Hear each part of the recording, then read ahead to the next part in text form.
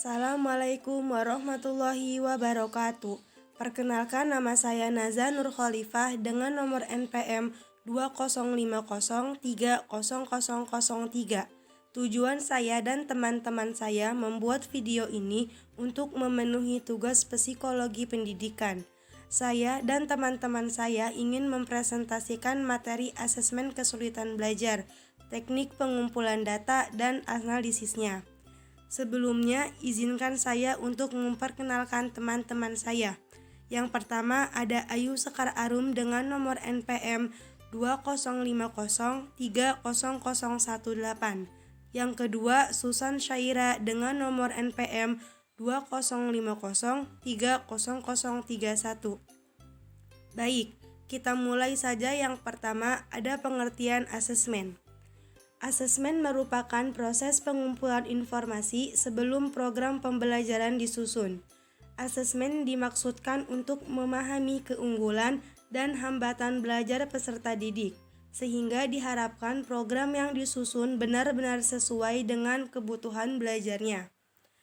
Asesmen kesulitan belajar yang dialami peserta didik perlu diketahui sejak dini, agar bantuan diberikan dapat segera mengatasi kesulitan belajar peserta didik.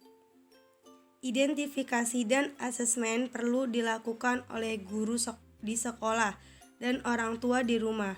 Cara mengidentifikasi kesulitan belajar dapat dilakukan dengan mengamati perilaku anak dan kemampuan anak dalam aktivitas menulis, membaca, berhitung, dan mengeja. Pengamatan dilakukan untuk mendapatkan informasi awal, dan selanjutnya dilakukan asesmen yang meliputi asesmen perkembangan, akademi, non-akademi, formal, dan informal. Fungsi asesmen. 1. Fungsi screening atau penyaringan untuk mengidentifikasi peserta didik yang kemungkinan mengalami problem belajar. 2. Fungsi pengalih tanganan atau referar untuk pengalih tanganan kasus atau kasus kesehatan, kejiwaan, dan sosial ekonomi yang membutuhkan tenaga profesional. 3. Fungsi perencanaan pembelajaran individual agar diperoleh gambaran berbagai potensi maupun hambatan yang dialami peserta didik. 4. Fungsi monitoring kemajuan belajar. 5. Fungsi evaluasi program. Jenis-jenis asesmen. 1. Asesmen perkembangan. Suatu proses pengumpulan informasi tentang aspek-aspek perkembangan anak yang diduga secara signifikan berpengaruh terhadap prestasi akademiknya. 2. Asesmen akademik. Suatu proses yang dilakukan untuk mengumpulkan data atau informasi yang berkenaan dengan kondisi aktual kemampuan akademik anak. Cakupan asesmen, asesmen keterampilan membaca, asesmen keterampilan menulis, dan asesmen keterampilan berhitung. 3. Asesmen non-akademik, kekhususan. Proses pengumpulan informasi tentang kondisi ABK yang meliputi kondisi kelainan, kemampuan yang telah dikuasai, dan kesulitan atau hambatan yang dialami untuk mempertimbangkan membuat keputusan tentang kebutuhan yang diperlukan untuk mengembangkan potensi yang dimiliki dan mengurangi dampak kondisi kelainannya. 4. Asesmen formal dan informal. Asesmen formal, tes standar yang telah dibakukan. Asesmen ini biasanya dilengkapi dengan sebuah manual yang berisi petunjuk tentang pelaksanaan asesmen, penyekoran, dan penafsiran terhadap hasil tes. Pengertian kesulitan belajar. Kesulitan belajar didefinisikan sebagai gangguan perseptual, konseptual, maupun ekspresif di dalam proses belajar. Kesulitan belajar dapat mengenai berbagai tingkat kecerdasan. Namun, kesulitan belajar lebih terkait dengan kecerdasan normal dan kecerdasan di atas normal. Kesulitan belajar akan nampak ketika mempelajari keterampilan dasar seperti menulis, membaca. Faktor penyebab kesulitan belajar. Faktor penyebab kesulitan belajar peserta didik yang satu dengan yang lain ada yang sama, ada juga yang berbeda. Selain faktor penyebab kesulitan belajar, guru juga perlu mengetahui jenis-jenis kesulitan belajar peserta didiknya. Faktor penyebab kesulitan belajar dapat dilihat dari dua faktor utama, yaitu faktor internal dan faktor eksternal peserta didik.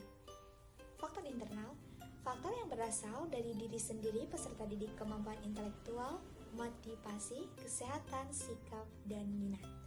Sedangkan faktor eksternal dapat menyebabkan kesulitan belajar siswa berupa lingkungan keluarga, lingkungan sekolah, dan lingkungan masyarakat. Teknik pengumpulan data. Teknik pengumpulan data terdiri dari wawancara, kuesioner, observasi, dan dokumentasi. Dalam memperoleh data tentang kesulitan belajar siswa, maka untuk pengumpulan data dalam penelitian ini akan menggunakan alat evaluasi sebagai berikut. 1. Interview atau wawancara. Teknik pengumpulan data dengan wawancara biasa digunakan pada penelitian kuantitatif, kualitatif, dan pengembangan. Wawancara lebih sering digunakan dalam penelitian kualitatif. 2. Angket. Angket ini bertujuan untuk mengetahui faktor-faktor penyebab terjadinya kesulitan Yang ketiga ada observasi atau pengamatan. Pengamatan atau observasi adalah suatu teknik yang dilakukan dengan cara mengadakan pengamatan secara teliti, serta pencatatan secara sistematis. Yang keempat ada tes.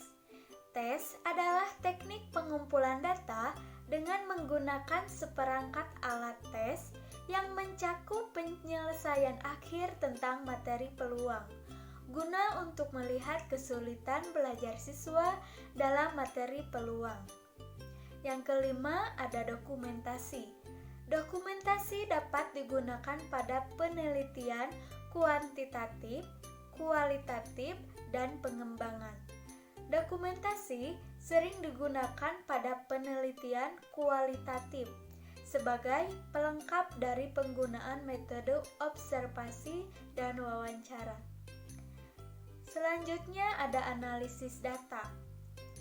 Analisis data yang digunakan pada materi ini adalah cara analisis data kualitatif Miles dan Huberman.